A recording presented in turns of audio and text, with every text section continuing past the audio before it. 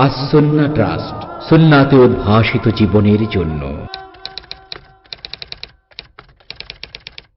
যার পীর নেই তার পীর শয়তান। তাহলে কি পীর ধরতেই হবে? পীর ধরা কি ফরজ? যার পীর নেই তার পীর শয়তান, এই কথাটা আদি ও অকৃত্রিম শয়তান ইবলিস বানাইছে।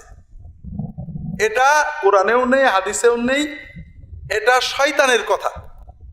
কথা বুঝতে পেরেছেন?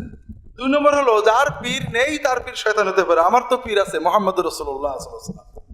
কাজে আমার তো আর কোনো পীর আপাতত দরকার নেই। সাহেব সোহবত নিতে পারি। কোন পীরের বায়াত হয়েছেন আপনি সাহেব হিসেবে, এটা ভিন্ন কথা, আমি নাজেজ বলছি না, যদি ভালো আমলওয়ালা পীর হন। তবে পীর না ধরলে দোষ হবে বা পীর ধরা ফরজ, এটা কোনো পীর বলেননি। মুজাদ্দিদ আল-ফিসানি তার মাকতুবাতে, সৈয়দ আহমদ বেরলভী সিরাতে মুস্তাকিমে, শাহুল্লাহ মুহাদ্দিস দেহলভী আল কাউলুল জামিলে, সবাই পীর ধরাকে মুস্তাহাব বলেছেন, অর্থাৎ নেককার লোকের সোহবত নেওয়া মুস্তাহাব।